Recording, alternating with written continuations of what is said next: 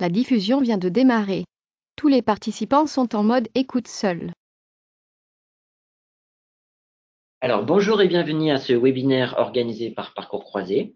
Ce webinaire a pour thème la collaboration et l'intelligence collective pour que vous gagniez en agilité. Il sera animé par Yvan Michel, coach, formateur et expert en conduite de projet de la transformation digitale. Le webinaire durera 20 minutes et sera suivi d'un échange de 10 minutes afin que vous puissiez poser vos questions. Les questions auxquelles nous n'aurons pas répondu seront traitées par notre expert et les réponses vous seront livrées sur Parcours Croisé avec l'enregistrement du webinaire. Je laisse maintenant la parole à notre expert. Bonjour. Donc nous allons parler aujourd'hui effectivement de la collaboration, de l'intelligence collective, mais sous l'angle de l'agilité, un terme qui est souvent évoqué aujourd'hui en entreprise. Avant de parler d'agilité et de culture agile, je voulais évoquer avec vous l'agilité dans les projets. Effectivement, aujourd'hui, l'agilité est une méthode de travail qui n'est pas nouvelle. Là, je vous ai mis ici un chiffre qui date de 2015 et qui dit qu'aujourd'hui, 6 entreprises sur 10 du monde du digital utilisent déjà des méthodes agiles. Donc, les méthodes agiles sont un héritage pur de l'IT. Et c'est grâce à ces méthodes agiles qu'on parle aujourd'hui beaucoup plus de culture agile. Qu'est-ce que c'est qu'une méthode agile? Donc, une méthode agile, c'est une approche itérative et incrémentale et un point important qui est menée dans un esprit collaboratif. Alors, si on essaye de la caractériser très rapidement, parce que ça mériterait beaucoup plus de temps pour s'y attarder, mais c'est surtout un mode de livraison rapide et partielle, des contrôles qualité extrêmement en amont des livraisons, une planification qui peut s'adapter et s'ajuster, et surtout, effectivement, de l'ajustement et du réajustement permanent durant tout le projet. Itératif et incrémental, ce sont deux modes qui sont cumulés dans cette méthodologie projet qui permettent de construire un produit, quel qu'il soit. Donc là, je ne parle pas que du monde IT, puisque les méthodes agiles sont utilisées dans d'autres domaines que l'IT, et qui permet de construire progressivement, de manière itérative, un produit, en démarrant très rapidement sur des produits qui sont opérationnels, qui s'opposent naturellement avec le fameux cycle en V que l'on connaît très bien dans le monde de l'IT, et qui permet aujourd'hui de s'adapter beaucoup plus aux contraintes du monde digital qui évolue très vite. Les méthodes agiles s'appuient sur ce qu'on appelle un manifeste. C'est un peu la Bible, en fait, le manifeste. Le manifeste, c'est une rédaction qui a été réalisée en 2001 par des grands acteurs du monde de l'IT, bien sûr, américain, et qui repose sur 4 valeurs. Le manifeste agile donc repose sur les valeurs. La première valeur qui concerne l'interaction avec les personnes plutôt que les processus et les outils de pilotage. La deuxième valeur, c'est une solution opérationnelle satisfaisante plutôt qu'une documentation exhaustive. Donc, on a dit tout à l'heure qu'effectivement, on privilégie majoritairement la production de produits fonctionnels très tôt dans le projet. Troisième valeur, celle qui nous intéresse un peu plus aujourd'hui, effectivement, c'est la collaboration plutôt qu'une négociation contractuelle. Et puis, bien sûr, l'adaptation au changement, qui est la quatrième valeur, plutôt qu'un suivi du plan. Tout ça s'appuie sur un socle collaboratif très fort. Il est clair qu'aujourd'hui, en entreprise, on ne peut pas initier de méthodes agiles si on met pas en place une culture collaborative très forte. Ces 4 valeurs dans ce manifeste se déclinent en 12 principes que je vous ai mis ici. On va peut-être pas tous les passer, mais il y en a quelques-uns sur lesquels on peut s'attarder, je pense, qui sont vraiment intéressants. Bien sûr, satisfaire le client en priorité, ça on est bien d'accord que c'est commun à tous les projets, mais c'est surtout accueillir favorablement les demandes de changement. On est dans une culture avec les méthodes agiles qui veut que le changement est accueilli favorablement et même indispensable dans ce type de méthode. Assurer dans le quatrième principe en haut à droite, c'est assurer une coopération permanente. Donc c'est là où effectivement la collaboration est très très importante. On construit des projets autour d'individus motivés. On en parlera un petit peu lors de la suite de la présentation. Effectivement, il y a un engagement fort des acteurs dans une méthode agile. Un point qui est important puisqu'il touche également au management. On en parlera un peu plus tard. On privilégie la conversation en face à face. Ça peut être paradoxal dans un monde digital où on essaye de digitaliser au maximum. L'agile revient un peu aux sources et favorise effectivement les interactions en face à face, ce qui permet d'être beaucoup plus réactif et efficace. Sachant qu'il y a beaucoup d'outils numériques et digitaux qui sont utilisés dans les méthodes agiles, mais l'objectif de cette méthode, c'est de ne pas retirer l'aspect humain et présentiel. On mesure l'avancement du projet en termes de fonctionnalité de l'application, faire avancer le projet à un rythme soutenable et constant. On pourra en discuter lors de la séquence questions-réponses, parce que une des remarques que l'on me fait souvent dans ce type d'implémentation dans l'entreprise, c'est est-ce que les équipes s'épuisent plus en mode agile qu'en mode cycle en V? Je peux déjà vous dire que oui. Donc effectivement, il y a une alerte à lever là-dessus. Une attention continue à l'excellence technique de la conception. C'est vrai qu'en mode agile, la conception du produit est remise au centre du projet et du coup, on doit s'entourer d'équipes extrêmement compétentes. Clairement, en monde IT, on ne peut pas faire de l'agile qu'avec des développeurs juniors. Ça ne marche pas. Il faut aussi avoir des seniors et des gens à expertise. Faire simple, très bien. Responsabiliser les équipes, on en parlera également avec le management tout à l'heure. Il y a un degré d'autonomisation qui est très fort. Et puis, ajuster à intervalles réguliers son comportement et ses processus pour être plus efficace, c'est ce qu'on appelle dans le monde de l'agile les rétrospectives. On s'interroge en permanence sur l'efficacité du projet et de la méthode que l'on met en place. Pour résumer ces 12 principes, c'est une méthode itérative sur laquelle s'appuie le développement de produits, des produits livrés très tôt, qui ne cessent de s'améliorer. Et surtout, en cours de projet, on s'interroge en permanence sur l'efficacité du projet. Ça, c'est un sujet assez primordial aussi par rapport, par exemple, au cycle en V, où lorsqu'on est en cycle en V, on démarre dans un cycle en V, une fois que les fameuses spécifications sont rédigées, il est peu probable de revenir pour venir modifier les développements en cours. En Agile, c'est totalement autorisé et même indispensable. Donc voilà pour le socle un peu de l'Agile aujourd'hui. Je voulais revenir sur ces fondements avec le manifeste qui me paraît très important. Donc maintenant, la grande question qu'on peut se poser, c'est qu'effectivement, les méthodes agiles aujourd'hui dans le monde de l'IT ont fait leurs preuves. Comment passer de l'agilité en termes de projet à une culture agile? Tout l'enjeu est là aujourd'hui, c'est qu'effectivement, ces valeurs de l'agile, comment les transposer dans une culture d'entreprise afin que l'organisation elle-même devienne agile? C'est une démarche qui est très complexe, je ne vais pas vous le cacher. Mettre en place des méthodologies agiles, c'est assez cadré aujourd'hui. Il y a beaucoup de métiers autour de ça, comme le coaching agile. Passer à une culture agile, c'est quand même beaucoup plus difficile, parce que là, on parle de stratégie d'entreprise. Et bien sûr, quand on parle du culturel, c'est toujours plus difficile à aborder. Si on essaye de balayer quelques points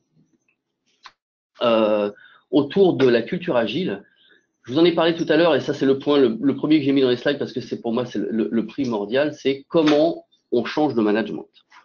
Quand on parle d'adaptation permanente, d'autonomisation des équipes, de leadership, effectivement, on touche au socle du management. Donc, on dirait dans une présentation un peu caricaturale, mais pas tant que ça en fait. Comment on passe d'un manager qui doit organiser, contrôler, coordonner, commander, on passe plutôt à un type de management qui s'approche plus de l'animation en fait, avec des équipes qui peuvent être auto-organisées. Et donc, un animateur qui favorise la collaboration, on l'a vu tout à l'heure, c'est le socle primordial, mais qui facilite la contribution et l'application de chacun, donc il donne la liberté et la parole à tous, qui permet l'initiative et le leadership, qui permet voir l'innovation, on en parlera un peu plus tard, et surtout qui raccourcit les circuits de décision. Dans une méthode agile et une culture agile où on veut être efficace et réactif, il est clair que les circuits de décision traditionnels dans des structures très pyramidales ne peuvent plus aujourd'hui être la règle. Donc, on diminue un peu le fameux command et contrôle. Il y a toujours du contrôle, je vous rassure, mais en tout cas, on diminue cet axe de management et on favorise beaucoup plus ce qu'on appelle le connect et collaborate. Donc ça, en termes de management, effectivement, il y a un impact très très fort. Je vous ai parlé tout à l'heure, effectivement, des solutions et des méthodes agiles qui permettent de mettre en place des outils très rapides. Et c'est ce qu'on appelle dans ce monde les MVP, donc les Minimum Viable Product, qui permettent de sortir des bouts de produits fonctionnels. J'insiste là-dessus parce que quand on dit sortir des bouts de produits, ça ne veut pas dire qu'on fait des POC. Ça veut dire qu'on sort une brique fonctionnelle, une première brique fonctionnelle qui fonctionne dès le démarrage. Alors certes, elle ne convient pas et elle ne satisfait pas l'expression et le besoin initial du client, mais en tout cas, c'est quelque chose qui peut fonctionner. Dans des méthodes agiles et donc dans la culture agile, on favorise le test and learn. Donc, on autorise effectivement le droit à l'erreur. Ce qui est un concept un petit peu difficile des fois à appréhender dans nos structures un peu contrôlantes. Donc, il faut assouplir tout ça et autoriser le droit à l'erreur. Et quand on dit effectivement test early, fail fast, ça veut dire qu'en fait, il vaut mieux échouer de nombreuses fois, mais très très tôt dans le projet. On parlera de l'innovation un peu plus loin, ça rejoint un peu ce concept, effectivement, c'est que dans une culture agile, il faut autoriser le test et surtout capitaliser sur les erreurs et les échecs. D'ailleurs, on parle souvent en méthodologie agile de célébration de l'échec. Aussi quelque chose qui est un peu disruptif par rapport à notre culture. Dans la culture agile, bien évidemment, il faut accepter l'incertitude et l'inattendu. Ça veut dire quoi? Ça veut dire que plutôt que de s'essayer à prévoir l'avenir, aujourd'hui dans un monde digital, prévoir un plan, par exemple, triennal, ça me paraît très illusoire. C'est un monde qui va très très vite, mais pas que dans le monde digital. On voit bien qu'on est dans un monde concurrentiel avec des technologies qui bouleversent aujourd'hui nos organisations et nos stratégies d'entreprise et nos business models. On doit en permanence s'adapter. Donc plutôt que d'essayer de prévoir l'avenir, eh ben, on va concentrer nos efforts et nos compétences à devenir beaucoup plus adaptatifs et favoriser l'adaptabilité. Ce qui est une culture un petit peu également en disruption par rapport à ce qu'on connaît aujourd'hui, où on aime bien faire des plans prévisionnels. En agile, on a une approche un peu différente, effectivement. On favorise l'adaptabilité. Je vous en ai parlé tout à l'heure. Un des points forts de l'agile, c'est de l'ajustement permanent. On parle volontiers de rétrospective. Ce sont des réunions, alors en agile on dit plus volontiers des cérémonies, qui permettent de s'interroger et de s'évaluer en permanence sur l'efficacité du mode projet que l'on est en train d'aborder. Donc on s'interroge à la fois sur le produit qu'on est en train de construire, mais aussi sur l'organisation de l'équipe. Concrètement, en agile, on a des itérations qu'on appelle des sprints, et à la fin de chaque sprint, qui sont des itérations qui sont entre 2 et 4 semaines en fonction des projets, on se positionne tous autour d'une table et on s'interroge sur l'efficacité de l'équipe. Est-ce qu'on a été bon? Est-ce qu'on a été moyen sur certains sujets? Qu'est-ce qu'on pourrait améliorer? Et surtout, quel plan d'action on va mettre en œuvre pour être encore plus efficace à l'itération suivante? Donc ça, c'est une méthode et une culture qui est un peu également en opposition avec le cycle en V traditionnel, où on s'interroge peu finalement sur l'efficacité du projet une fois qu'on est parti dans le tunnel. C'est qu'en agile, on s'interroge sur ce qui fonctionne bien et comment on peut le garder, voire l'améliorer.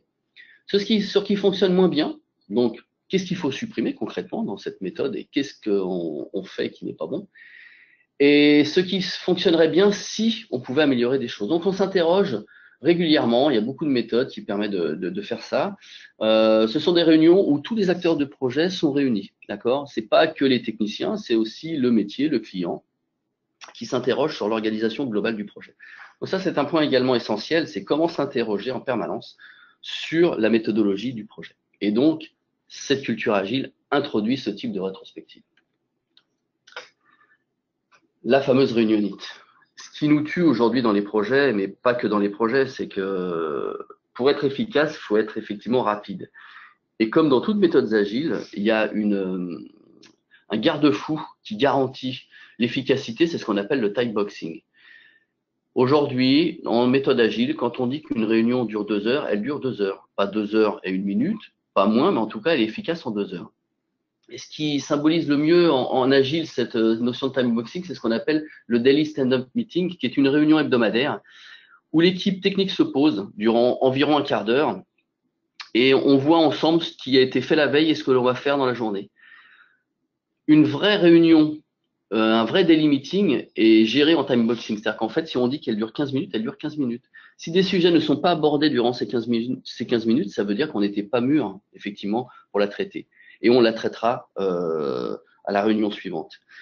Il y a un gardien du temps dans toutes ces notions de réunion time boxée. Alors, quand on est en agile, c'est le Scrum Master, qui lui garantit que la réunion n'excéderait pas le temps qui a été accordé initialement. Alors, de manière un petit peu caricaturale, c'est vrai qu'on aime bien en agile faire des réunions debout pour éviter que les gens soient assis et se cachent un peu derrière leur écran ou s'assoupissent. C'est important parce qu'on fait un tour de table très rapide. Alors, il n'y a plus de table, hein, bien entendu, mais enfin, on fait un tour pour savoir quels sont les sujets à aborder. Bon, je vous ai mis une petite représentation graphique qui a un petit aspect un peu comique. C'est vrai que les premiers daily meetings sont très dynamiques. On s'aperçoit qu'en fin de projet, des fois, on s'épuise un peu. Mais ça, c'est tout l'intérêt de l'agile, c'est de savoir s'accorder des temps de pause entre les projets, voire entre les itérations. On a vu aussi également dans les principes, en début de session, qu'on fait appel à des outils simples et on favorise le face-à-face. Et ben, en Agile, on utilise une vieille méthode qui est issue du toyotisme. C'est vraiment pas récent, c'est pas l'Agile qui l'a inventé, c'est la méthode Kanban qui est aujourd'hui la plus efficace. Donc la méthode des post-it reste de mise aujourd'hui en Agile. Bien entendu, vous avez trouvé énormément d'outils digitaux ou des applications mobiles qui permettent de faire ce type de réflexion, d'avancement de projet.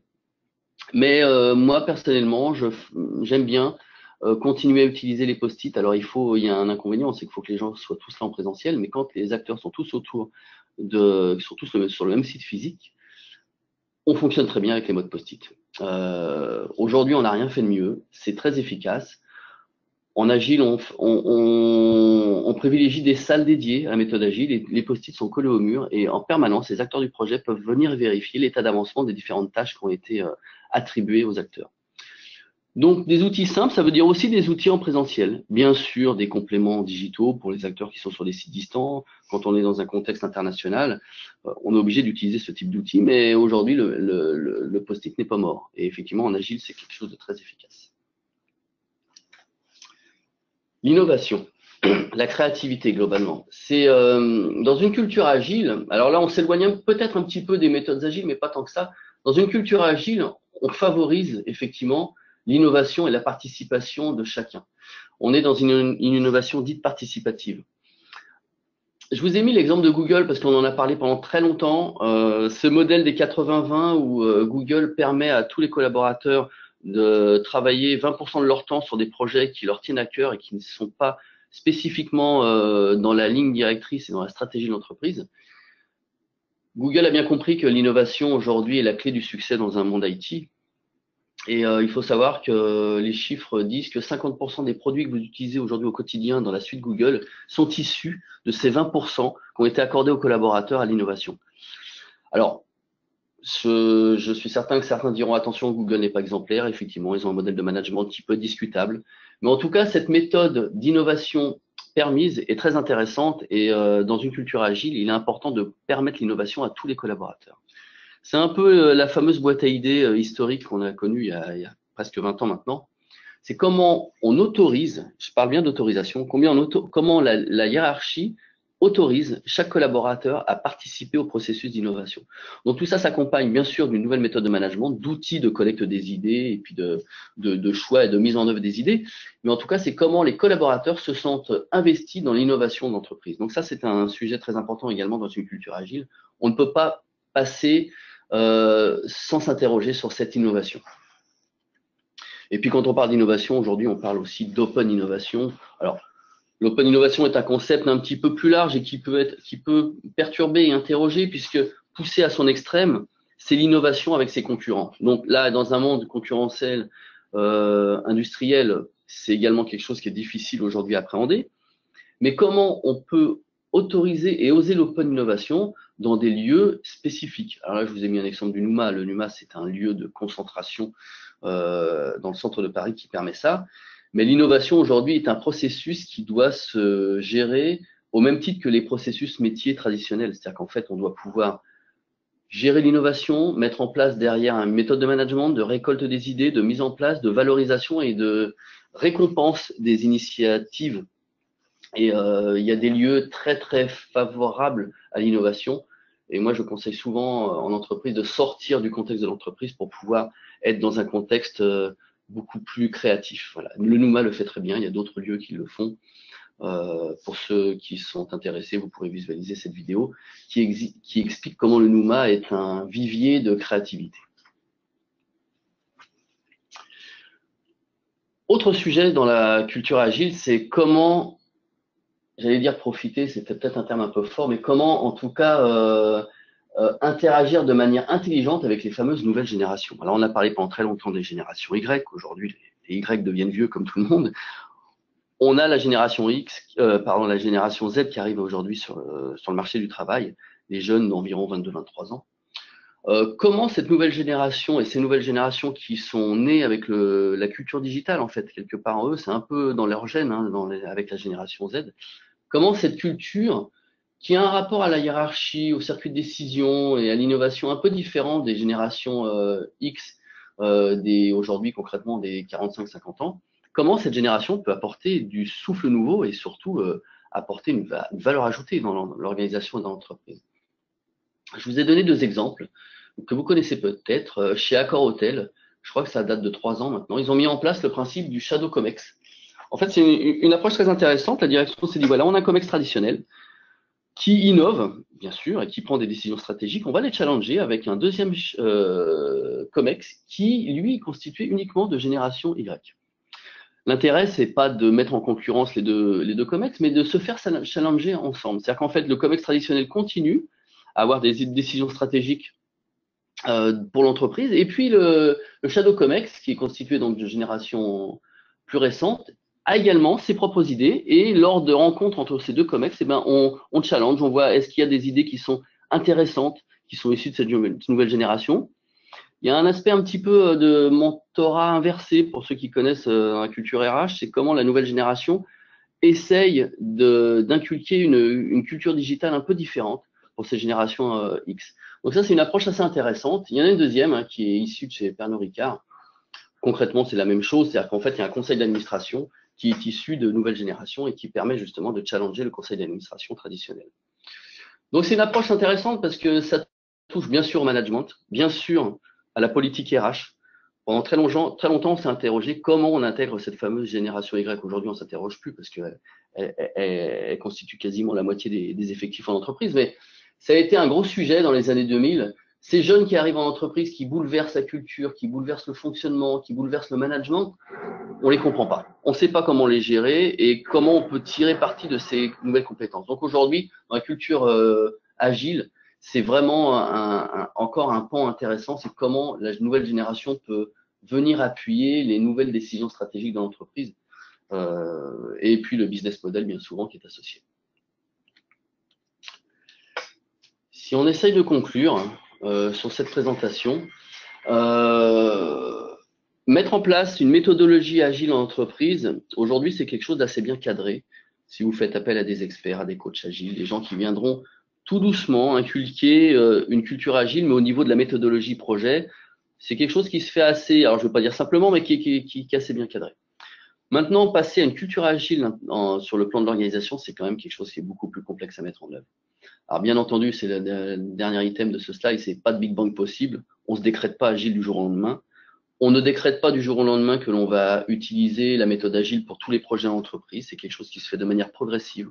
On fonctionne par petits pas. On fonctionne par petites victoires. Ça peut être un processus très long. Aujourd'hui, je ne connais pas de certification agile. C'est-à-dire qu'en fait, on ne bascule pas d'un monde dit traditionnel à un monde agile comme ça. C'est un process de changement qui est très très long à mettre en œuvre. Et on voit bien que également inculquer une culture agile en entreprise, c'est un peu le même problème. C'est comment, sur le plan organisationnel, on essaye de mettre en place ces valeurs et ces principes du manifeste agile. Ça s'appuie et ça se base, ça j'insiste assez lourdement lors de mes interventions, mais on ne peut pas passer outre un nouveau modèle de management. C'est peut-être un point aussi qui est très difficile à appréhender aujourd'hui dans l'entreprise. Tous nos managers qui ont eu l'habitude de diriger les collaborateurs avec des méthodes de management traditionnelles, ça devient difficile. Donc on est beaucoup plus dans le collaboratif, le participatif, et on abandonne le management directif. Attention, je modère mes propos. Quand je dis on abandonne le management directif, il y a certains secteurs où le management directif sera toujours indispensable. Mais tant qu'on peut, tant qu'on a l'occasion et l'opportunité de sortir de ce management directif et de se rapprocher à un management dit participatif, on le fait dans une culture agile. Donc on voit bien que la culture agile aujourd'hui est quelque chose de difficile à mettre en œuvre. Elle s'appuie sur un socle collaboratif très très fort. Et le passage à la méthodologie agile, à la culture agile, n'est pas quelque chose de simple. On doit se faire accompagner, tant sur le plan individuel que collectif. Alors, je vais un peu prêcher par ma paroisse, mais n'hésitez pas à faire appel à des coachs agiles ou des coachs en transformation qui sont là pour vous aider, à vous accompagner dans ce changement culturel qui est très fort. Et bien sûr, l'agile aujourd'hui est une méthodologie et une culture qui, tout doucement, s'immisce dans nos organisations françaises. Dans les pays anglo-saxons, ça se fait déjà. On voit bien qu'en France, de plus en plus d'organisations viennent vers ces cultures agiles. Je vous parlerai pas d'entreprises libérées, puisque c'est un autre sujet, mais c'est une continuité quelque part. parce que l'entreprise libérée est un modèle un peu difficile à appréhender aujourd'hui, même si pas mal d'entreprises françaises l'ont fait. Mais effectivement, ça va dans cette mouvance, dans cette continuité. Je vous remercie en tout cas pour votre attention. Et je vois que certaines questions ont déjà été posées et je vais essayer d'y répondre. Alors, première question. Ouais. Je vois ISO 9001 et méthode agile. Alors, ça, c'est effectivement un sujet. Il m'arrive d'intervenir pour le groupe AFNOR, effectivement, lors de représentants QSE. Le monde de la qualité a beaucoup à jouer dans la culture agile. Il ne faut pas croire que les méthodes agiles, ce sont des méthodes où le chaos règne. C'est une méthode qui est extrêmement rigoureuse, voire peut-être plus que les méthodes traditionnelles cycle en V. C'est ce que souvent on me remonte. On croyait que les méthodes agiles étaient quelque chose d'un peu souple, où on faisait un peu ce que l'on voulait. Ben, pas du tout. C'est un cadre extrêmement rigide dans lequel on laisse une liberté quasi totale. Donc, le monde de la qualité a beaucoup à jouer. Effectivement, parce que comment cadrer ces processus agiles, puisque ce sont des processus? Comment cadrer les processus d'innovation? Comment cadrer les nouvelles méthodes de management? Tout ça s'entoure et peut s'entourer aujourd'hui de référentiels. Donc, le monde de la qualité a quand même une forte carte à jouer dans ce domaine. Et on compte beaucoup sur les départements méthode et qualité pour cadrer tout ça. Pour éviter justement que la méthode agile ne tourne à la méthode du chaos. Et là, c'est un échec total pour le coup. D'autres questions? Quels sont les domaines les domaines utiles ou favorables en fait à l'agile?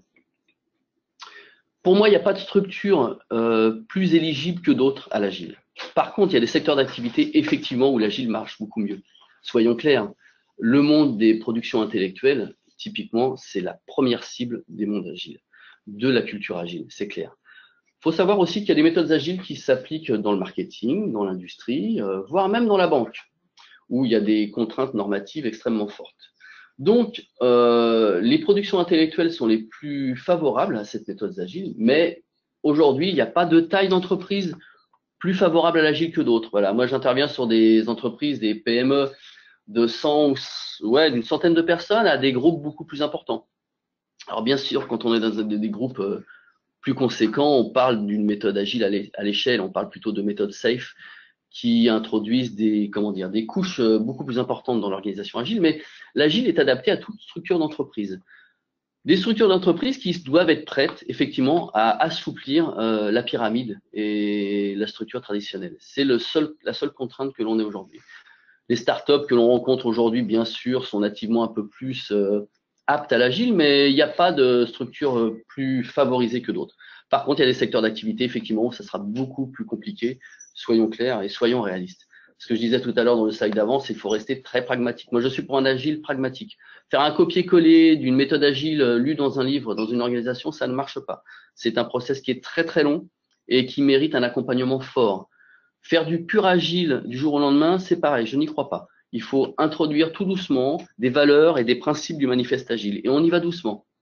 Et s'il y a des principes qui ne fonctionnent pas dans notre contexte, c'est pas grave. On les abandonne et on en met d'autres à côté. On ne peut pas faire un agile standardisé à toutes les entreprises. Ça n'existe pas aujourd'hui. Alors, merci Yvan. Malheureusement, ce webinaire arrive à son terme. Il était très intéressant et j'imagine qu'il vous a appris de nombreuses choses. Alors, ce webinaire sera disponible, est enregistré, donc il sera disponible sur Parcours Croisé très rapidement. Et puis, les questions qui n'ont pas pu être abordées, mais que vous avez posées, Yvan y apportera une réponse. Voilà, merci à tous en tout cas pour avoir assisté à ce webinaire et merci beaucoup à Yvan Michel pour son intervention. Merci à tous. Merci, au revoir. Merci.